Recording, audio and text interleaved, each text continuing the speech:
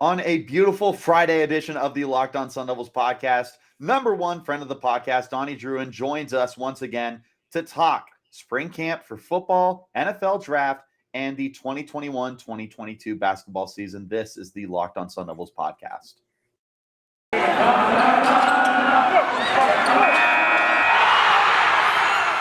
are Locked On Sun Devils, your daily podcast on the Arizona State Sun Devils, part of the Locked On Podcast Network, your team every day.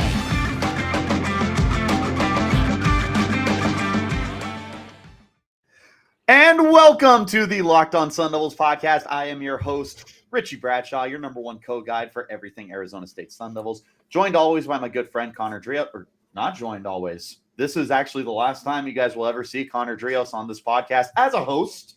He will definitely be making guest appearances ever so often. And we are joined by number one friend of the podcast, Donnie Druin. Make sure you follow all of us on Twitter, myself at Richie Brads36. That's an entrance. Connor at C Drios. And Donnie at Donnie Druin. Also, make sure you're following the podcast. Remember that this podcast is free and available on all platforms, which includes but is not limited to Spotify, Odyssey, Google Podcasts, Apple Podcasts, wherever you get your podcasts on a audio platform. We are there and available Monday through Friday. We're also on YouTube if you want to subscribe there. Give a like, give a comment, share the video, see our beautiful faces. Now see Donnie's beautiful face. So let's go ahead and kick it right off. Donnie, as always, thank you so much for joining the pod. Me and Connor are so happy whenever you come on. Yeah, I had to clear my schedule a little bit, between breathing and eating. But you know what? I made it work, and I'm here. I couldn't. You weren't covering the Sun Devils in the NCAA tournament? Yeah, about that. This is Friday, right? Just want to make sure this is Friday. They were in San Diego. This is Friday, yes, sir. Sure, they were, and then they weren't. And then they weren't. Exactly. Can I tell you guys, that was the quickest trip to Vegas I've ever had. And I didn't even lose money. That was just the quickest trip to Vegas. Yeah. Dude, I remember texting you the night that we lost. I was like, hey, man, are you going to be out there for a little bit, or are you turning around? Nope. I walked around the strip. I got something to eat. I bought a shirt for my wife, and then I dipped 5:30 the next morning. So, well, there you go. Good for you. So let's go ahead and hop right into this, Donnie. We're going to start with some spring camp. Our good friend Donnie Druin has actually had the pleasure of going to spring camp, covering the team, obviously, for all Sun Devils. If you guys aren't aware, go ahead and make sure you subscribe to them or follow them as well on Twitter at all Sun Devils. But Donnie has been our inside man during camp. I referenced his article on the Monday edition of the podcast, going over everything. So, Donnie, for this Friday edition, can you give us an update on what was going on at camp yesterday? Yeah, second day of camp. This is the last day probably that we'll see of non-contact. Teams are allowed to have, I believe, 12 or 13 practices of full contact, but they have to wait until the third practice to actually get full contact going. So Tuesday and Thursday ended up satisfying that. We'll see about Saturday, which is tomorrow. Really high energy, to be really honest. And I think with all of the negative attention, the storylines surrounding this team, particularly the coaching staff, who obviously, the players love and will go to battle for any day of the week. I think they were just super ready to hit the grass and finally start to play football. So very high energy. Obviously, there's a lot of holes left on the Sun Devils roster to fill going from last year into 2022, quarterback being the main one. But you also have to remember the offensive line lost 3 starters. You lost Rashaad White and Trip Trainum. You lost, one of your starting tight end, Curtis Hodges. You lost 3 wide receivers to the transfer portal. You lost your entire starting secondary from last season. There's a lot of holes to fill, but also on the other side of the coin, there's a lot of players that feel like they could do as good of a job, if not a better job, than those guys did last year. So, I mean, just talking to the players, talking to the coaches, there's a real genuine excitement that they can make some noise this year in 2022. So then who has been sticking out to you so far? So probably one of the 2 biggest names that me and Connor we're most excited about from the transfer portal. I believe I can speak for both of us here. So Xavier Halliday was number 1, but Corey, what did I say? I thought I said Valladay. Halliday. Did I say Halliday? Xavier Valladay. It's almost baseball season. You're fine. Yeah, exactly. But between Valladay and Corey Bethley, I would say are the two that we're most excited about. Very interesting to see how that secondary is going to shape out. Just give me real quick thoughts about those two and overall just all the transfers that are coming in, because there's a lot of guys that are coming into this program 10 right so now. far. Yeah, to be really honest, I think the number one transfer that speaks out off the top of my head is Messiah Swinson. I mean, that guy is an absolute unit at the tight end position. We got to talk to Jalen Conyers today, and he talked about how this is probably the best tight end room that Arizona State has had since he's been there. And Herm Edwards on Tuesday said the same exact thing. He said, no disrespect to Curtis Hodges. He had a great year for us last year.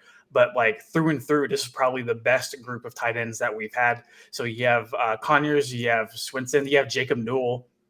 That's going to be an incoming high school recruit in the summer, whenever he actually graduates from high school. So Swinson, his presence, I feel like has already been felt. He did take starting reps with the offense on Thursday, whereas Conyers took them on Tuesday. I really wouldn't read too much into that. I do believe ASU is going to utilize both of those tight ends heavily in 2022. It just depends on the personnel package that they prefer to use on any given play. Swinson is definitely a name that should make an impact right away. Valladay, I mean, I am certainly as big of a fan of him, as you guys are as well. I mean, I popped his tape on. He looked phenomenal. And we already talked about, the Sun Devils losing Rashaad White and Chip Trainum. Somebody's got to step up, and no disrespect to Daniel Ngata, because I feel like he did play very well when his number was called last year. But you are going to need a lot of firepower, especially in an offense like Arizona State's that loves to utilize that two-back system. Tevin White showed up in training camp this week, so hopefully he can do a lot of damage. He graduated early just so he can ride the spring ball, and then Valladay as well. I believe Valladay has looked pretty solid, and I do think, just a different prediction on my end, that Valladay will end up being the RB1 going into next year. I think it's only a matter of time. I mean, the guy looks really solid. Both going back to his days at Wyoming and just in the two practices that we saw. So a lot of the transfer guys haven't quite yet been able to really make their mark. Nesta Jade from Miami, he's been a guy who has a lot of hype behind him.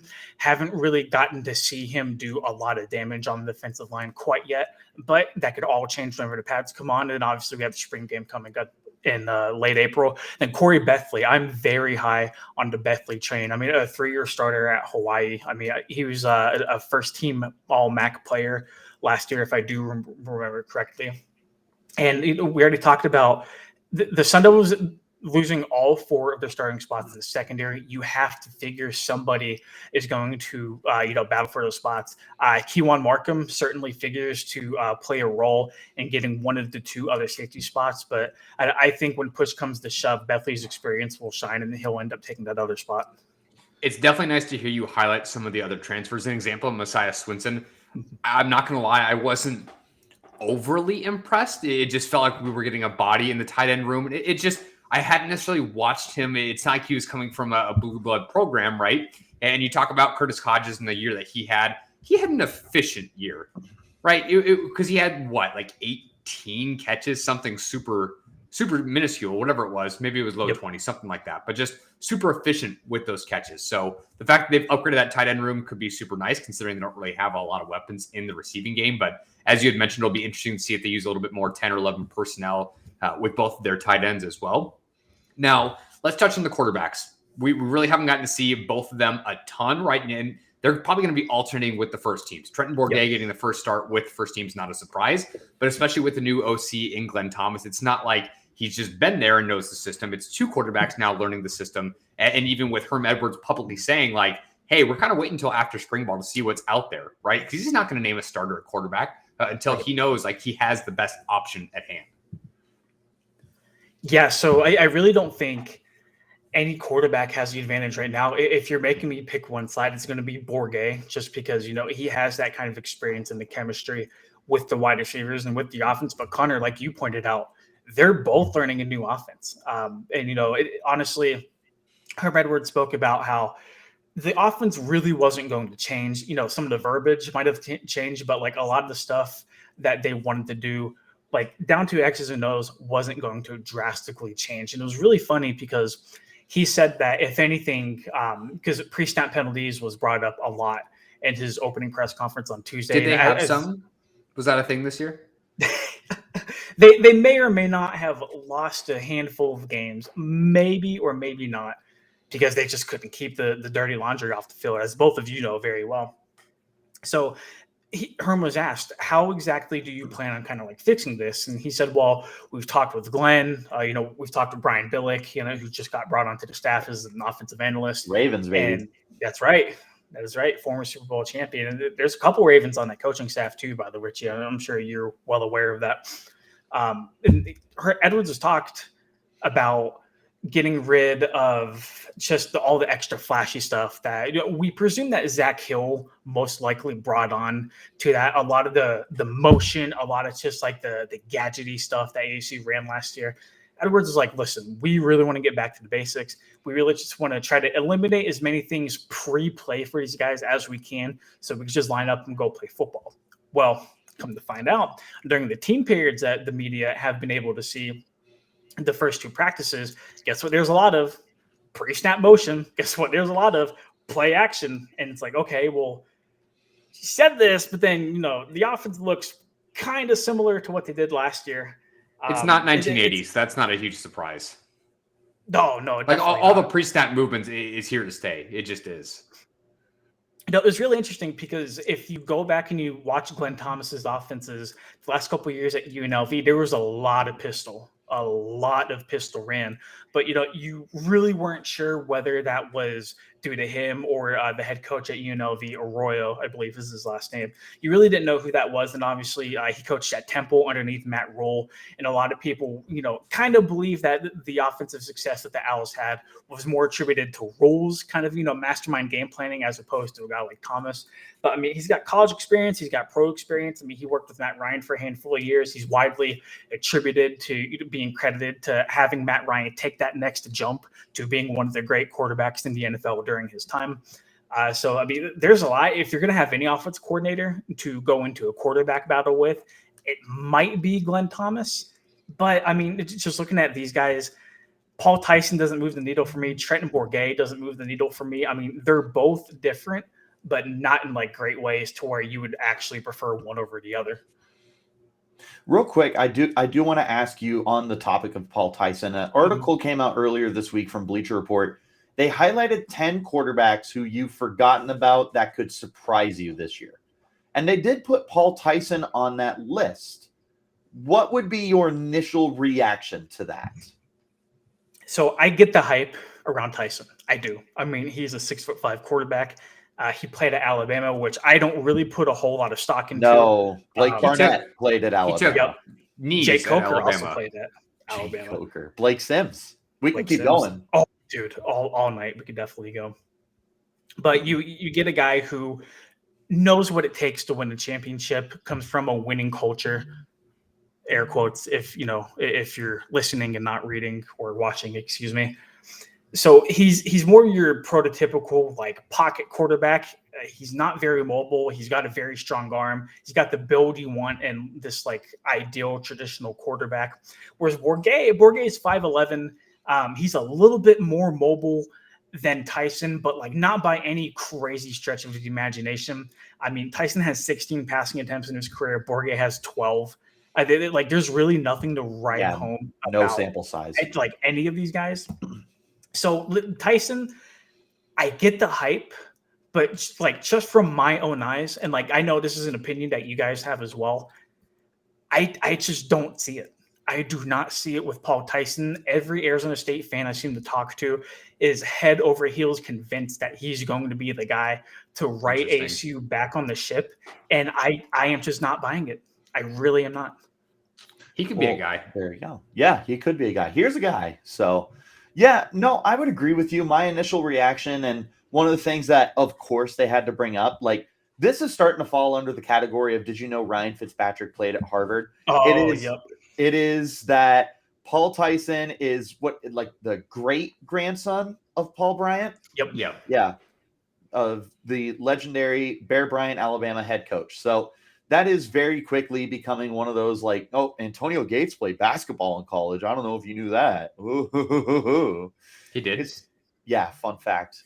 Just one of those stats that I don't really care. Not even a stat, but like a fun fact. Yeah, thank you. So I feel like that has a lot to do with the hype. He was a 4-star recruit. It's not like this is a nobody kid, but yeah. I feel like because this reeks of Blake Barnett all over again. Because Barnett was supposed to be the real deal, and he couldn't beat out Manny Wilkins. Now, this obviously is a much more wide open competition, and there's a lot yet to be seen. But 2 days worth of practice, Donnie, who would you give the edge to right now? It's got to be Bourget. Not today. During Thursday's practice, we did get to see a little bit of both guys throw the football. And granted, this is still a very small sample size. I'm talking like 2 passes for Bourget and like 5 passes for Tyson. Tyson had a couple incompletions that kind of made you scratch your head. One of them was a deep ball. I forget to which receiver, and the receiver just couldn't like adjust to it in enough time. But as the media people were being shooed away from practice, because like it does close. Words are hard to the public after a certain amount of time, just so they're able to do more like in-depth like team installing and stuff. The last pass is we are walking away. Almost gets picked off, like hits the defensive back right in his hands, and just like the DB isn't able to come down with it. So like that certainly doesn't give me a lot of like hope with Tyson. Maybe over time, whenever he does establish a rhythm with his guys, and like you have to remember too, he's running with like the second stringers, and like granted, like there's not like a night and day difference between the 1s and the 2s right now in spring ball, but I mean. Throwing to Ricky Parasol is a little bit different than throwing to Chad Johnson Jr., right? 100%. 100%. So I think right now I would have to give the edge to Bourget. One thing I did want to bring up to you guys, though, I don't know if you caught this. Herm Edwards, during his press conference on Tuesday, was asked about the quarterback competition, obviously a couple of different times throughout the 30 minutes we got to talk to him. And he said this. He said, quote, he was asked about the transfer portal, and Jaden Daniels got brought up, and this and that, and obviously he got a guy from Alabama through the portal. He said, "quote I always said a plan that can't be changed is a bad plan. So if you have a plan doing something and it has to be changed, you better be in a position to change it. And so we'll be in a position to do what we have to do to make sure the best quarterback is able to play the position." And this is where everybody kind of looks at each other and questions our entire existence. He says, hopefully that guy is here. I would love for that to happen. Yep. We don't know that yet because it's the first day of practice. That's where it's at. End quote. Herm, what do you mean you hope your guy is here? Herm, it is spring football, brother. What do you mean you hope your guy is here? He needs to be here. Right. You can't hope for a starting quarterback to fall out in the transfer portal now. You did that a couple months ago, and look how that happened. So, totally astonishing might be the right word, that Herm is still leaving out the possibility of adding another quarterback post spring ball. I just think whether that's an indictment on the current quarterback room, whether that's an indictment on Herm just wanting to leave the door open. Yes. He did mention that they did leave a couple scholarships and places left to add more talent through the transfer portal. One of those might be quarterback. He did say they wanted to beef up both the secondary and the defensive line after doing both already in the transfer portal. I just thought it was really interesting that he left the door open for a transfer portal quarterback. That is a very interesting point and definitely something that we're going to have to monitor, i.e. a JT Daniels from Georgia. But let's go ahead. We're going to take our first break here. When we return, it's time to talk a little bit of NFL draft. We're just going to get some quick insight from Donnie on our prospects. But first, we have a quick word from one of our friends. Guys, if you've been listening to the Locked On Sun Devils for any amount of time now, we've been talking to you guys about Built Bar. And at this point, we're halfway through March. A lot of people have already given up on their New Year's resolutions, but not Richie and I. Not this year. We're sticking to our resolutions and eating right, and that's strictly thanks to Built Bar. It almost feels like it's not really a resolution because we actually enjoy eating them. Have you guys tried the puffs yet? If you haven't, you're just missing out on one of Built Bar's best tasting protein bars. Puffs are the first ever protein-infused marshmallow. They're fluffy, they're marshmallowy. They're not just a protein bar, they're a treat and covered in 100% real chocolate. Puffs are a fan favorite with some incredible flavors like yummy cinnamony churro, coconut marshmallow, banana cream pie. All of them are so good, and they're going to be your new favorite if you just give them a shot. All Built Bars are covered in 100% real chocolate. Yes, that's 100% real chocolate. Low calorie, high protein. Replace your candy bars with these. They are better than a typical candy bar, which can be anywhere from 200 to 300 calories. Go to built.com and scroll down to the macros chart, and you guys are going to be blown away. High protein, low calorie, high fiber, and low carbs. Most Built Bars contain 130 calories, 4 grams of sugar, 4 net carbs, and 17 grams of protein. Compare that to literally any candy bar, which has around 240 calories, 30 grams of sugar, and dozens of net carbs. Those aren't even close. Mint brownie, coconut almond, and new for this month, white chocolate cookies and cream. They are all delicious, and new flavors are coming out all the time. If they think a flavor might be good, they're going to make it, and it will be delicious and good for you. At Built Bar, they're all about taste. They make taste delicious first and then figure out how to make it healthy, and I don't know how, but they pull it off every single time. So go to Built.com, use the promo code LOCKED15 and get 15% off your order. Again, use the promo code LOCKED15 for 15% off at Built.com. All right. And again, thank you guys so much for making us your first listen every day. Remember, this podcast is free and available on all platforms. Donnie, you got to spend some time out in the combine, and you were able to get an inside look at the pro day at our draft prospects. And there's quite a few of them headed into this draft. And I don't know if we have time to go into all like 27 Sun Devils that are going into this draft, but I do want to touch on some of the key guys. So it has to start and end with Rashaad White. So please tell us everything that you know. Yeah, sorry, I was a bit distracted during the break. I was trying to put in my order for the Built Bar with the promo code Locked On for 15% off. Well, there you go. Locked 15, sir. Locked 15. Sorry, just so the great people heard that once more. Richie, I think you hit the nail on the head. I mean, any conversation that starts with Arizona State pro prospects begins and ends with a guy like Rashaad White. I really think that he had a solid outing at the NFL Combine, and then I think at the pro day, he didn't exactly improve his draft stock drastically, but he also didn't hurt it at all. He didn't run through any of the testing. He just went through some individual drills. At this point, if you're asking me to peg a day of the draft that he goes on,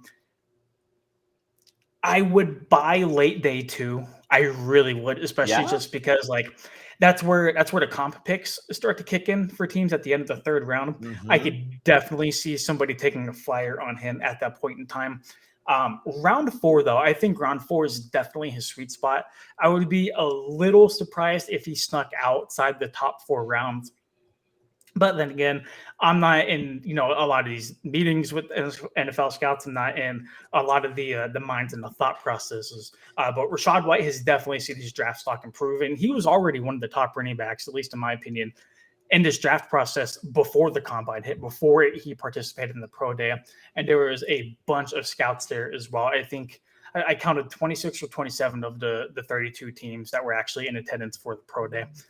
So Rashaad definitely seems to be the guy for Arizona State to get drafted early. Then I kind of go to my next tier of guys. It's going to be both of the offensive linemen, Kellen Diesch and Donovan West. And I really think either of those guys will be the second one taken off of the board. It's really just more of a preference of what teams want. Kellen Diesch tested phenomenally athletically at the NFL Combine, whereas Donovan West didn't exactly wow people, but I think more than anything, he impressed in the team interviews with some of the things that I had heard. He's a very smart kid. Whenever I talked to him at the NFL Combine, I asked him a football question. I asked him to take me through his pre-snap reads, and he just sat there for a good 3 minutes, which is a long time when you're holding a phone, by the way. 3 minutes, and he just took me through every little detail of pre-snap information that you could have asked for out of a center. He's a versatile guy that could play pretty much any spot within the interior, so I do think that helps him as well, whereas Diesch is kind of almost stuck to that tackle spot.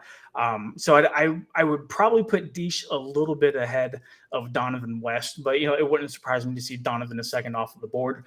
And then you kind of get into the next tier of guys where it's Jack Jones and like Chase Lucases of the world. And from there, I think it's a pick your poison. I mean, Jack Jones is definitely, yeah, really. They should like Get the combine best their of both forces. worlds with them. Yep. Yeah. Yeah, like Voltron. Jack Jones, I believe, is the more athletic cornerback, and I do feel like teams would be more willing to bet on a guy like Jack Jones due to his athleticism and his ability to keep up with receivers.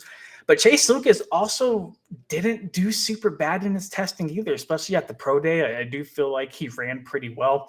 Fun fact, Chase Lucas actually has a bet with Frank Darby, former Arizona State wide receiver that was drafted saw that last year.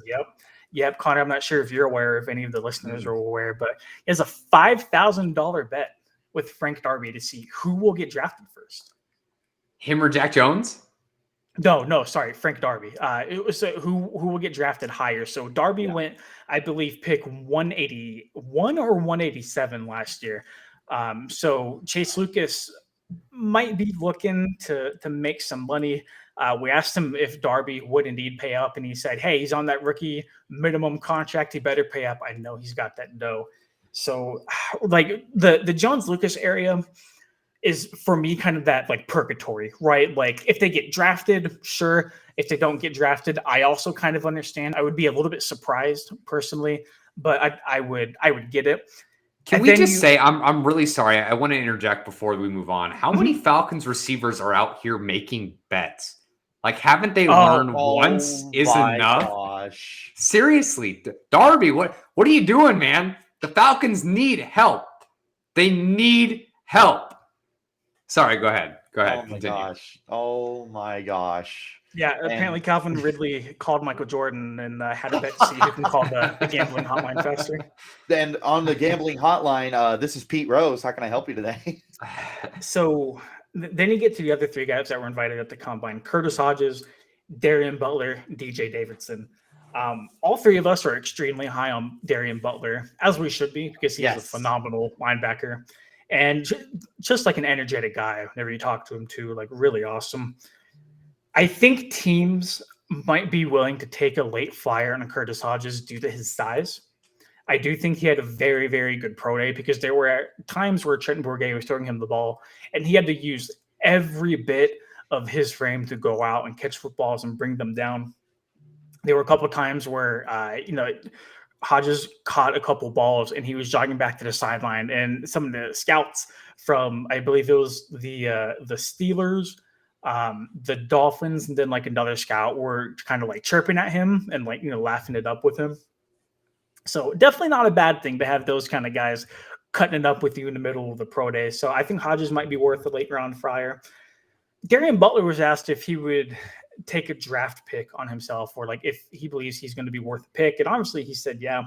And that really kind of made me think, because I think I've been so high on Darian Butler. I've just been kind of assuming he was going to get drafted at some point. And it kind of opened my eyes to realize that like maybe the rest of the league doesn't see him like that.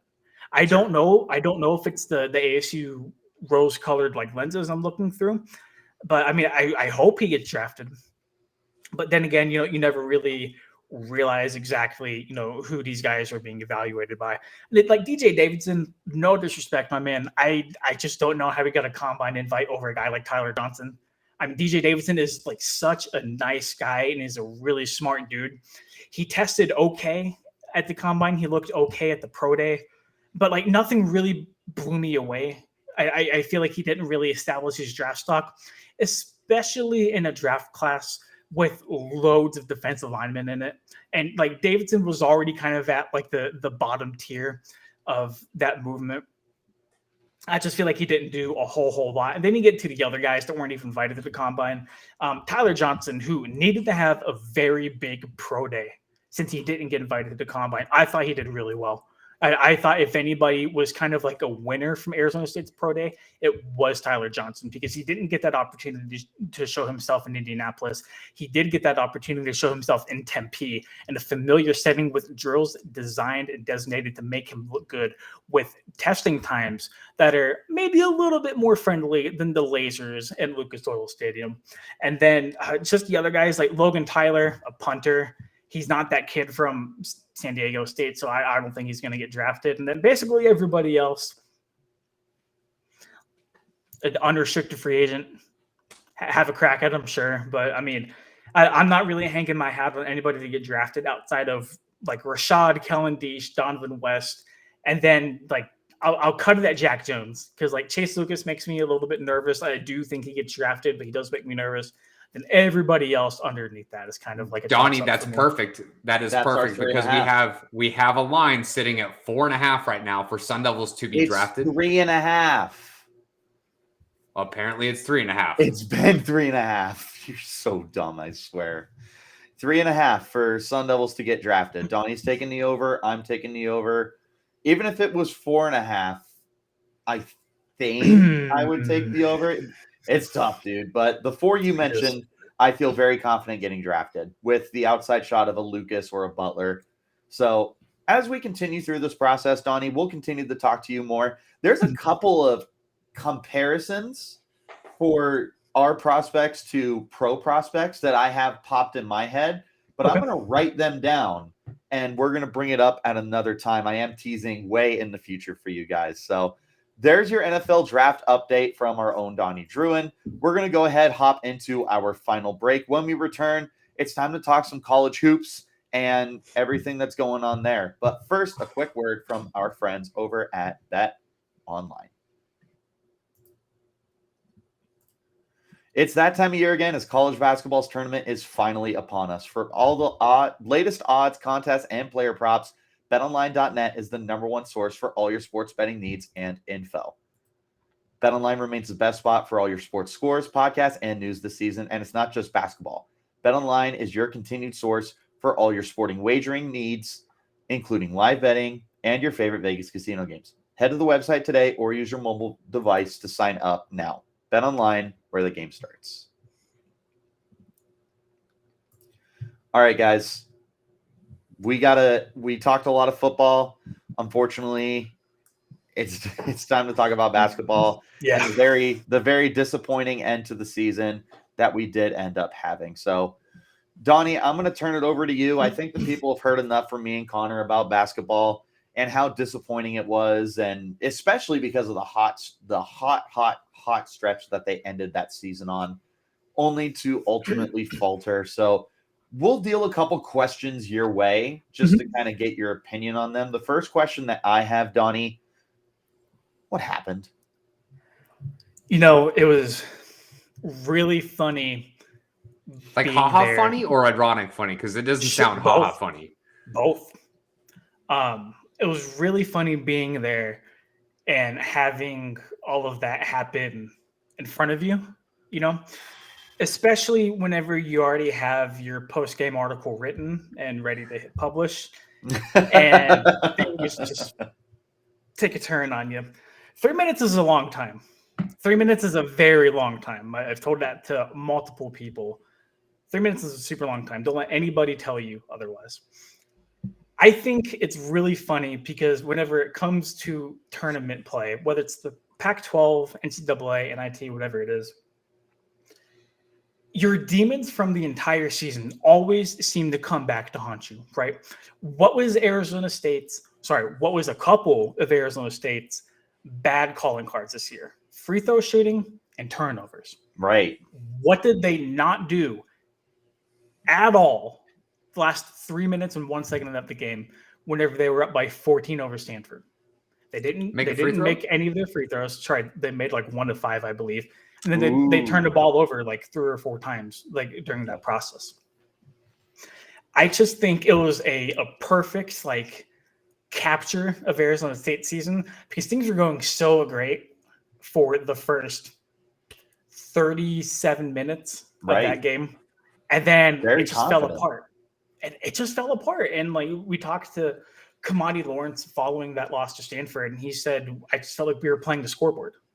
And it's like, you can't do that. You really cannot do that. And I really can't attribute Arizona State's collapse to any one particular thing. It's a combination of players thinking the game was already won. It's a combination of Bobby Hurley not putting the nail in the coffin whenever he needed to. Just Basketball is a game of runs, and the Cardinal ended that game on a 16-1 run. And like so much went wrong at the worst time for Arizona State. I think if you replay that scenario 9.9 times out of 10, that does not happen again. But you don't get any do-overs. You have to play what's in front of you. You only get one shot at it. And Arizona State, for lack of better terms, collapsed. And you know what? They did. Deservedly so, because for so many points throughout the season, they teased us. They looked like they were possibly going to make a strong run into the Pac-12 tournament. But at the end of the day, I think everybody who called Arizona State frauds heading into the Pac-12 tournament, they were right. And they were proven right on the first day of opening play. Yeah, I don't think frauds is definitely like, it's certainly not the bad, a wrong term. Right? ASU's a big fat phony. Yeah, totally agree. Now, I think a lot of people would have widely considered ASU to be one of the dark horses entering that tournament just because of how well they played. Like their one loss in that stretch of what it was, 8 games in the season was to UCLA, a ranked UCLA team. Okay, we can get that. That is what it is. ASU and Donnie, I don't remember if maybe you put this out there, if I read this somewhere else. ASU had not won their last 4 games in a basketball season since like 80, 81, something stupidly long. I'm not that smart. Like I had read that, I want to say on Twitter somewhere, and it had just been historically long since like they won, I think it was 3 games in a row before they played UCLA. It was like, okay, like if they lose that game, I get it, but can they really win out? Well, apparently, yeah. But at the end of the day, like having to watch that 16-1 run at the end of the game, it just, as you had mentioned, perfect way. I shouldn't say perfect. It was poetic. That's probably the best way to say it. It was the most poetic way to end the season. And at the end of the day, were they going to beat the buzzsaw that was Arizona immediately after that? Probably not. But there's a lot of people out there saying like, hey, if Gonzaga's already won their conference, like Arizona's got nothing to gain from the Pac-12 tournament, literally nothing. And you almost kind of saw that a little bit where Stanford lost by 3, I think the next game, 2 or 3. So I mean, there's that what if question now of like, if they had just not blown a 16-1 lead at the end of a game, maybe, just maybe they had a shot at going there. Because if you were able to beat Arizona, you had a chance of beating anybody. I want to interject there really, really quick. There's a difference between playing Stanford and playing Arizona State when you're U of A. They would have put their foot right on their throat. And let me kind of sprinkle this on top. During the ASU Stanford game, Arizona didn't play that day, right? And you know how you're able to like buy tickets for like days, right? So you're able to be there for like an entire day and like watch all of the games. Right. There were plenty of Wildcat fans there on Wednesday to watch the slate of games. So much to the point to where they started a U of A chant multiple times that rang throughout the arena. I can only imagine the atmosphere, what that would have been like had Arizona State held on and played U of A on Thursday. Richie, I do think it's a very good point.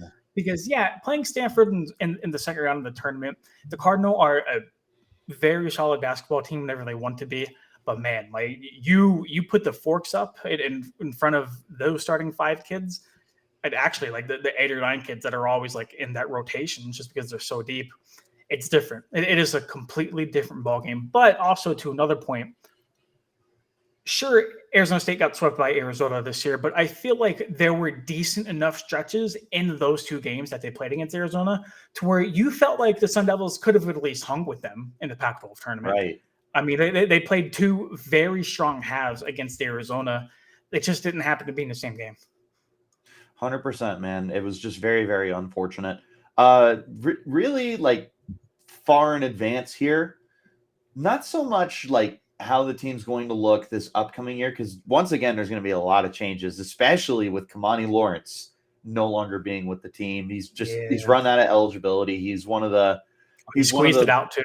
Yes, he did, like seriously as much as he could. Same with Marion Jackson. But speaking on the terms of those 2, do we think that they have any kind of NBA future, or maybe like a Euro League or anything like that? Because for what it's worth, and as you know, Donnie, and as most of our friends know, I'm not the biggest basketball guy in the world. Mm-hmm. However, when Cody Justice was just draining 3 points at Arizona State, he was able to find himself in the EuroLeague, and I don't know how long he stuck, but he did have himself a little stint. And it makes me feel like Amarion Jackson, who really came on strong. He was the MAC Player of the Year the previous season before he got to ASU. Not so much does he have a shot to get drafted, because the NBA draft is so weird. There's 5 positions, 64 picks. But what do you think? Just real brief overview. Do either of these guys potentially have some kind of future in the pros, even if it's in a minor league kind of thing? I do. I don't think their future is going to be in the NBA. The G League might be a possibility. Thank you. That's what it's called. I do like it's actually called it's the G League now. It used to be the D League. I think Jackson probably has the upper edge over a guy like Kamani Lawrence, and that's no disrespect to Kamani. No, I just feel like Jackson might be able to kind of sink his feet a little bit better at the pro level. The EuroLeague is a very popular league to where, I don't want to call them like misfits or like rejects, but oftentimes there are opportunities for guys who don't make the NBA to go over into leagues like the EuroLeague or the CBA, the Chinese Basketball Association is another one. And then you have that league that LaMelo Ball played in for a year before he made the jump to the NBA too. If you want to play basketball and you're pretty talented and you have the build, you will find a place to play. I feel like there's plenty of places over the world, and the NBA has done such a great job at globalizing the game of basketball. It also helps that all you need to play basketball is just a hoop and a ball. You don't need a bunch of expensive equipment. You just need a ball and like something to like throw it in. Yep, exactly. Accessible. A whole lot of people can play it. It's very basic at its core to understand and play. I wish play with I a bunch play. of people. Yeah, I also wish I could play too. I think Jackson will definitely get an opportunity somewhere. Kamani just doesn't strike me as the kind of guy, if he wants to stay at like a forward spot, he doesn't really strike me as the kind of guy that will get an opportunity like that and then succeed with it.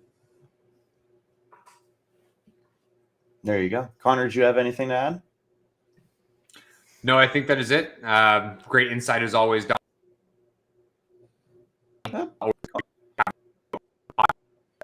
Talking whether it's again, always great having our number one friend on the podcast. Number one friend. Yep. I'll remember that. Yep, absolutely. So Donnie, again, thank you so much for joining the pod. We absolutely love you on here. Donnie will be on the pod plenty of other times, so not to fret, everybody. Throughout the remainder of the draft process, Donnie will be hopping on to talk about our favorite prospects. I'm sure we'll have him on when our guys do get drafted. He'll pop on during the off season. He'll pop on during the regular season. Donnie Druin is the number one friend of the podcast, although a very close number 2 friend of the podcast will be Connor Drios. Connor, this is your last episode. Thank you so much from the bottom of my heart, man. You got to start this pod with me, and it's been nothing short of an amazing ride. And I know that it hasn't been that long, but I mean, we recorded well over 100 episodes together, and truly just from the bottom of my heart, thank you. I just want to take that moment to thank you. Yeah, always appreciate all the listeners reaching out to us on social media, interacting with us. We just love making this content. Like it's not like it's not like Connor doing all sorts of lagging out today. State sports and had. Sorry about that. Can you guys hear me now? We can hear you now. But yeah, just got to talk about a team that we love, whether it was football, basketball, baseball, whatever that might be. So just doing that was absolutely a dream come true. So it's always been a pleasure to be on this podcast with you guys. And of course, Connor, this isn't goodbye forever. This is just goodbye for now. Connor will be hopping on plenty of times, I'm sure, throughout the remainder of this off season and the regular season. Connor will be by. He's just not going to be here every day. But not to worry, the Locked On Sun Devils podcast isn't going anywhere. Yours truly, Richie Bradshaw, will still be driving that ship. But until next time, thank you guys so much for tuning in to the Locked On Sun Devils podcast. Remember, the podcast is free and available on all platforms, such as YouTube. If you want to see us in a video format, you can also listen to us in an audio format on places like Spotify, Google Podcasts, Apple Podcasts, Odyssey, and plenty more. Follow the 3 of us on Twitter, too. You can follow me at RichieBrads36. You can follow Connor at CDrios. You can follow Donnie at Donnie Druin. Make sure to follow the podcast at LO_Sun Devils. And just for one more, if you want all of the inside information on everything Arizona State, make sure you follow at All Sun Devils as well. But that's going to be it for us today. Thank you so much for making us your first listen every day. Go ahead and make your second listen Locked On NFL Draft as Ryan Tracy and former NFL cornerback Eric Crocker bring the draft to life every day with insight and analysis on college football prospects and NFL front offices. Just like the Locked On Sun Devils, it is free and available on all platforms. And until next time, you keep it locked right here on Locked On Sun Devils.